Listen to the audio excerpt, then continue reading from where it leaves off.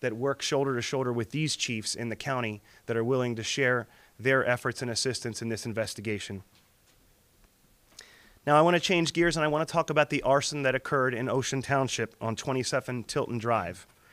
We announced that our office charged Paul J. Canero, 52-year-old of Ocean Township, with aggravated arson in the early morning hours of today. That defendant's first court appearance will be held on Wednesday, November 28th, 2018. Time and courtroom will follow, but on that date, he'll have not only his initial appearance, but a detention review hearing before the court. Now, as many of you might be familiar with, aggravated arson is a second-degree crime. It carries 5 to 10 years imprisonment, and the allegations by the state with this particular aggravated arson are captured in the affidavit that accompanies the criminal complaint that was filed earlier today, which all of you should have access to. A couple additional points before I try to answer any questions you might have. I really want to convey my thanks and gratitude to my staff that's working on this investigation, as well as all of the members of the law enforcement community that continue to work on these investigations as I speak with you here today.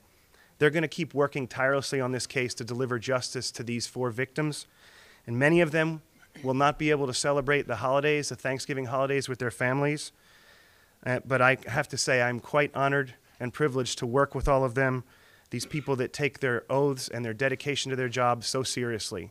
So I'd like to commend all of them that are working on this. And thank you, gentlemen, for your team's roles in work in this case. Finally, the last thing I'd like to say is to the members of the Colts Neck community. We in law enforcement know Colts Neck to be a quiet, safe, and close, tight-knit community. I am sure that you're feeling the reverberations and the traumatic and emotional effects of the loss of the Canero family, and our hearts in law enforcement go out to you. In that same vein, if anyone has any information about that arson and homicide investigation or the one in Ocean Township, I really encourage you to call us in Monmouth County Law Enforcement. With respect to the one in Colts Neck, you can call Detective Pat Petrozello at 800-733-7443. He's a detective with the prosecutor's office, or Colts Neck Police Detective Zerillo, which a number I will provide. For the Ocean arson investigation, please call Detective Brian Weisbrot of the Monmouth County Prosecutor's Office at the same number I've just given, 800-733-7443, or Ocean Township Detective Chris Brady at 732-531-1800. So with that, I'll try to answer any questions you might have. Just bear with us because this is an ever-evolving investigation. Yes, sir. Ron Allen from NBC News. Ron, how are you? The question is why? Why would this suspect allegedly kill his members of his family? We're working on that. This happened less than 24 hours ago. Well, we discovered this around 12:30, so it's a little bit over 24 hours. That is something that, of course, we want to answer in any of our investigations. What you're getting at is motive. But I would just caution you to let's crawl before we walk. We have a great team assigned to this. If there is information to release to the public as to motive, I would encourage you to come to the detention review hearing, and if there is information at that point to disclose from the state, it'll be done at that point. Do you know if there's been any threats against the family? None that I'm aware of. None that I'm aware of. Yes, sir. Is Paul Canero a suspect in these murders? I can't confirm or deny that at this point in time. I can only focus on Paul Canero as a defendant in the Ocean Township aggravated arson that's charged. I mentioned yesterday that one of several avenues that we're considering is whether these 2 arsons, and by virtue of the investigation how it's involved, whether the arson and the homicide is linked. But I cannot commit to that. I can't confirm or deny it. It's the furthest I can go. I can't comment on that. I'm sorry. I'm not going to get into that. I'll only say that Mr. Canero was found outside the front of the home, and the other 3 remains, the wife and the 2 children, were found inside the home. Yes, ma'am. I'm not going to comment on any of your answers. Yes, ma'am. You mentioned yesterday that the surrounding communities did not need to be on alert or high alert. Why did you say that? Because we believe that in some form or fashion that this family was targeted. If there was an open threat to the community, if this was random violence where we felt like there was a gunman or somebody who could present a risk to the community, the first thing we would do is put that information out to the public at large. And the second thing we would do is ensure a heavy police presence in areas where we thought there was a concern. But I'm here to tell you at this point in time, I have no reason to believe that's the case. I do believe that this was a targeted situation with the Canero family. We're still developing that. I can't go any further. But if there's changes to that, we'll certainly let you know. Yes, ma'am. Without stepping on the toes of the medical examiner's investigation, what can you give us in terms of details about the homicidal violence that you said? Were the children and Jennifer Canero stabbed? Were they beaten? Was there any blunt force trauma? The only thing I can give you is what I've just disclosed earlier, and we are confirming that there were gunshot wounds that were sustained by Keith Canero. Yes, ma'am. Of the time the homicide occurred. No, I can't comment on that, Kathy. The sequence of who's... I'm sorry, I can't even come close to getting to that. Yes, yes, sir. Is Keith considered a murder victim, or is there any possibility he may have had a self-inflicted gunshot wound? Our investigation, we're operating on the presumption that these were all victims of homicide. We have no reason to believe at this point that there was a suicide angle. I know that was some of the earlier reports that came out. At this point in time, we don't believe that's the case. Prosecutor, can you give us a timeline starting from, I believe, the fire at Paul Canero's home? Is that the first alarm? Give us a timeline, please. We received the call at the Ocean Township residence for a call of a fire of roughly 8 a.m. in the morning. I say we're talking about dispatch received the call. With respect to the fire in Colts Neck, there was a call made to county dispatch at the sheriff's office around 12:38. It was a local person, a landscaper or otherwise, that made the call. And as a result, there was a response there. As far as timeline goes, that's the best I can do for you at this point in time. Are there any indications there were financial problems in the Canero family? Still exploring that among several other aspects and avenues, but I couldn't get into it because it would be potentially evidentiary. And I don't mean to be obstructionist with y'all. You have to understand that there's going to be a possible prosecution that ensues here. So every time I go too far, I run the risk of tainting a possible jury pool. So I'm not trying to be obstructionist. Without saying, do you think you have a good idea of why this happened? I don't get in my business. I said yesterday, it's a bad practice to speculate. I'm going to let the experts that stand behind me and the investigators out there as we speak do their thing before I get too far. Yes, sir. Were the two brothers business partners? I'm sorry? Were the two brothers business partners? It's my understanding. Yes, I believe they were. And there was a business out of Asbury Park that they ran. It had something to do with technology and possibly pest control. How did the fire stop at the Ocean Township house? How did the fire stop at Paul's house, at the Ocean Township house? Stop? Yes. That was extinguished by local fire departments that responded. You say that he set the fire. Paul set the fire. His wife and children were inside the house when the fire was set? Is that It's correct? just a point of clarification. I said that the state has alleged that he has started the fire at his home. That's why he's charged with aggravated arson. I mean, it's obviously a determination a jury would have to make one day. But our allegations are everything we're going to mention with respect to that are captured in the complaint and affidavit. And by virtue of the fact that he's charged with second degree, we allege that there was a possible risk to family members as a result of his possibly starting that fire. Yes, Brian. Chris, two questions. One, a neighbor said that the children did not go to school in the morning. Do we know what time they were killed? No. The murders happened in this house? Not at this point. We're still exploring that. Remember, I mentioned earlier, Brian, that the scene hasn't been rendered safe for forensic investigators to go really in there and take the deep dive that we normally would. Once county engineers release that scene, we'll be able to go in there. We'll be able to do a more thorough arson investigation. And once we do that, questions like when we allege that the accelerant was poured, if there was one, when the fire might have started, will hopefully come into clearer picture. But at this point, we have the scene detained and secured. We're just waiting for the okay, so it's safe for investigators to be able to go in and explore that further. Under what conditions, what time, was there resistance that Paul Canero was arrested or detained yesterday or overnight, or can you say where this happened? I'm not going to say where, but I have no reason to believe that there was any resistance to the arrest at this point in time. Time frame on the fire, because it was originally reported that it was at 5:30 in the morning at Paul's house. In Ocean Township? Yes. Okay. Chief Peters is confirming that's right. He would know better than me, so let's correct the record and make it 5:30 instead of 8. 5:01 a.m. Yeah. Okay, so not 8 o'clock. Yes, I was wrong. My apologies. Yeah. What leads you to say that the family was targeted? I'm not going to comment any further on what I have. I just know it's an active and ongoing investigation. Yes, sir. Why is the FBI working on this case? Because, you know, we work all in a team atmosphere, and this is obviously a big deal, a quadruple homicide. Don't read anything unnecessary into that. Like Monmouth, I will pride this county. We pride ourselves on working well in a team environment, and that just doesn't include local and county or state investigators, but it also includes our federal law enforcement partners. So why did this fire take so long to actually put out? Was it a difficult fire to that, or were you guys trying to preserve the scene for forensics? No, that's a tough question. I'd probably reserve that for the fire professionals, but you know, I realize out there that it was a pretty substantial fire. I saw it myself. There was some stories about the possibility of water shortage. Let me rule that out. The departments did a fabulous job by virtue of the fact that they extinguished it.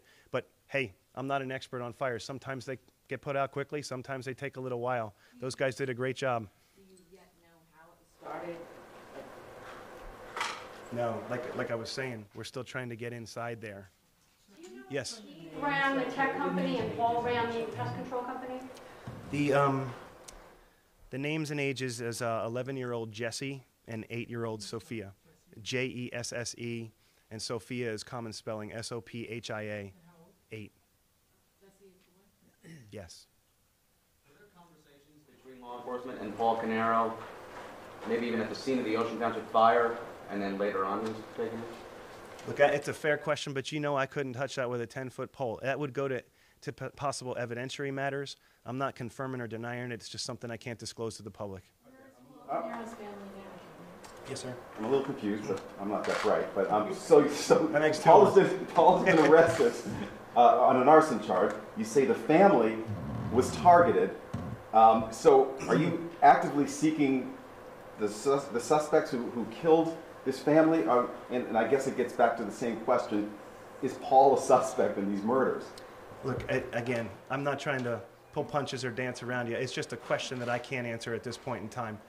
I can't confirm or deny whether he's a suspect. The only thing I can tell you is we are exploring the possibility that these two incidents are linked, like we mentioned yesterday. Well, let me ask you this question. Is there a suspect at large? Has bail been set? Is Paul in jail? Paul is detained pending his initial appearance at the Monmouth County Correctional Institute. So on Wednesday the 28th, he'll have an initial appearance and a detention review hearing where a judge will determine whether that detention will carry over. In other words, whether he'll be remanded or released on some type of conditions. No bail set. Not at this point. That's something that possibly would happen on Wednesday the 28th of November. Depends on what the defense attorney wants to do. So should the public worry that there's a quadruple killer out there right now? No. If that was the case, then you'd hear it from all of us up here that we would be sharing our concerns with the public.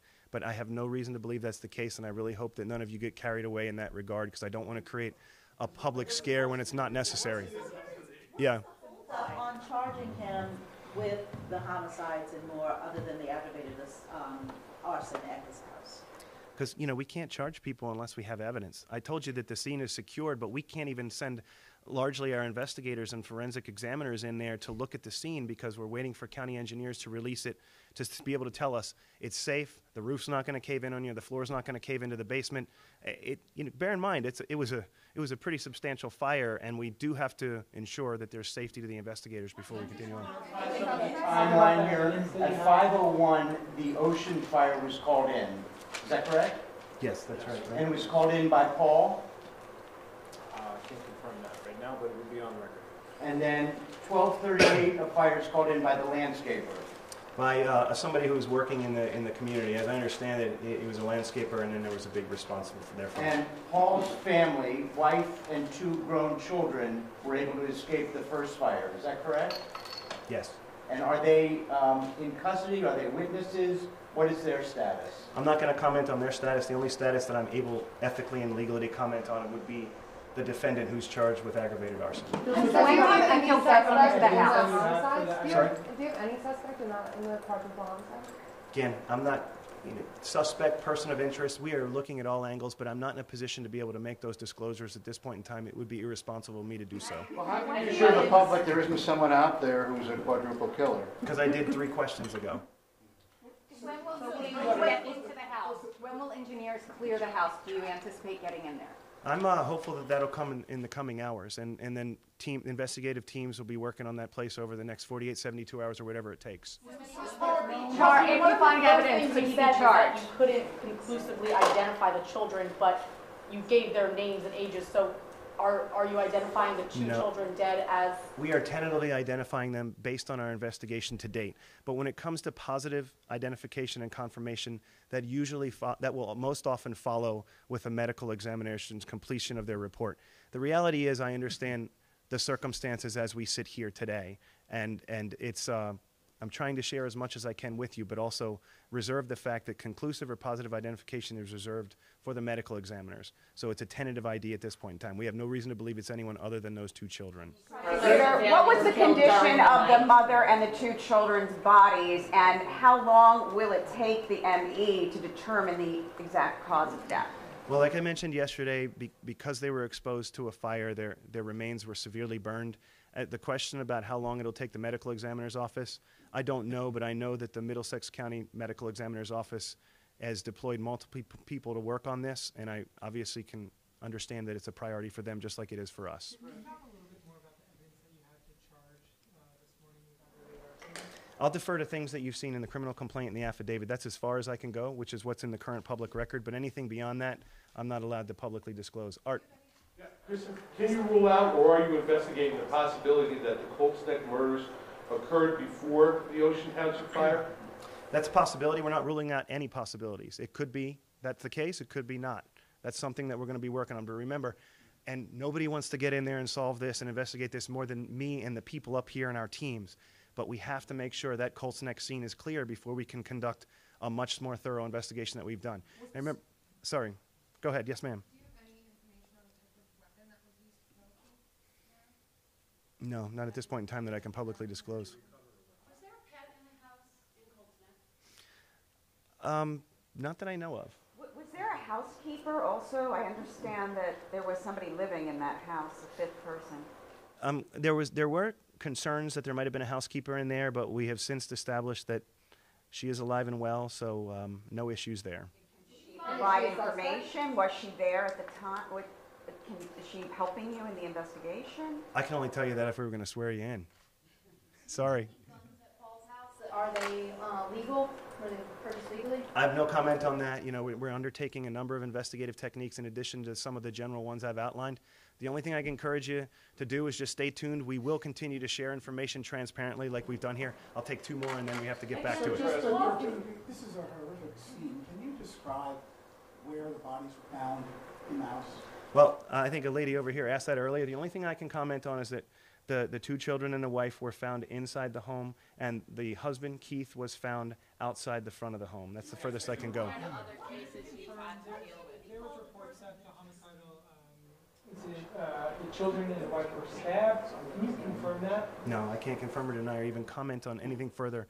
The only thing I've disclosed earlier is that we are putting out that at this point in time our investigation has revealed that all four of them were the victim of homicidal violence prior to when the fire was set at that home. Kathy, you had a question? Can Paul be considered a person of interest given that his family still survived and there were other people who came from the home, and I'm guessing maybe some ballistics are on the way. You can't call him a person of interest at this point? No, I can't. It's not prudent of me to declare suspects persons of interest. The only time we get into that business is really in two reasons. If there's somebody who's a defendant, like we've discussed with respect to the Ocean Township arson, or if we're seeking the public's assistance on somebody that requires, that might need notification in the public's eye. I really can't go any further. Kathy, last question. What'd you have? How does this fine compare to some of the others your offices had to deal with? This is I can speak for these gentlemen up here in the entire Monmouth community that this is one of the most heinous cases that I think they have ever investigated, that we have ever seen.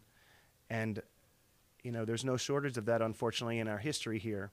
But I'm encouraged at the same time that we really do have dedicated, outstanding detectives and investigators that in their hearts they'll solve this. I mentioned earlier they want to give justice to the Canero family.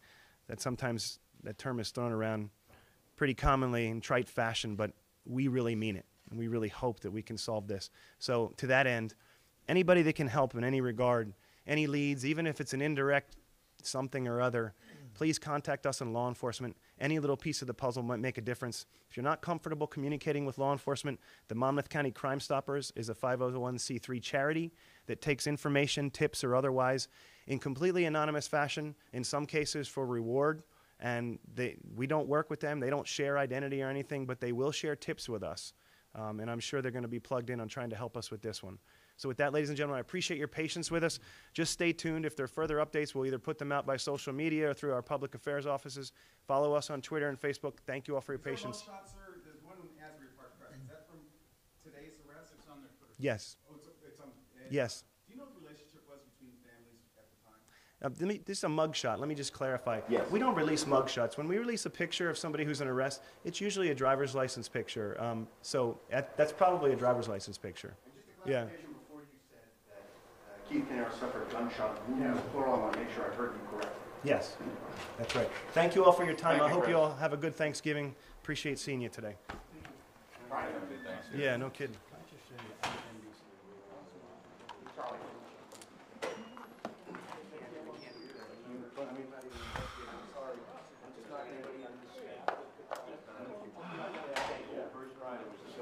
No oxygen suspect.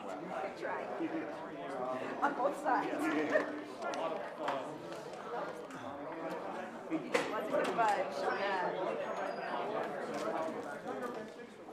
Which only tells me that they've already. Exactly, right. And they really don't want to mess it up. Right, exactly. After I do all my duties, they're going to charge it for sure. And that's what I want to know. Like sometime, because if they can go in and say, okay, we've done our due diligence. Exactly, right.